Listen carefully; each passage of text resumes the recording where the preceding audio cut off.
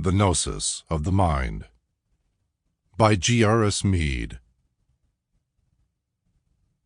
Narrated by Matthew Schmitz. The Gnosis of the Mind. For long I have been spending much of my time in a world of great beauty of thought and purity of feeling, created by the devotion and intelligence of one of the many theosophical fraternities of the ancient world.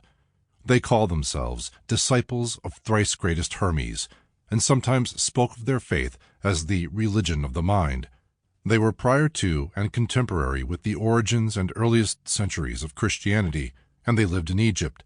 What remains of their scriptures, and what can be gleaned of their endeavour, has recently been made accessible in the English tongue, in such fashion as I have been able to reproduce their thought and interpret it.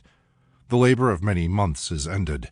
The task of reproduction is accomplished, and the echoes of the Gnosis of Thrice-greatest Hermes are audible across the centuries for English ears in fuller volume than before, and I hope in greater clarity.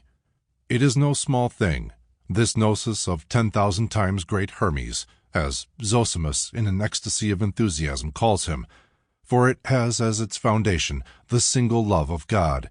It endeavours to base itself upon the true philosophy and pure science of nature and of man, and is indeed one of the fairest forms of the Gnosis of the ages.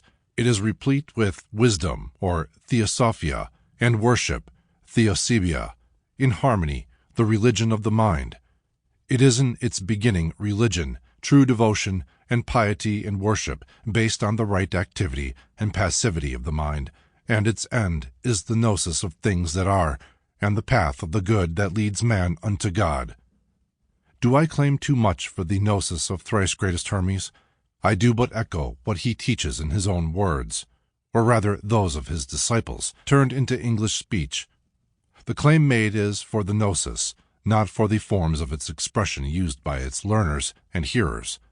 All these forms of expression, the many sermons or sacred discourses of the disciples of this way, are but means to lead men towards the Gnosis.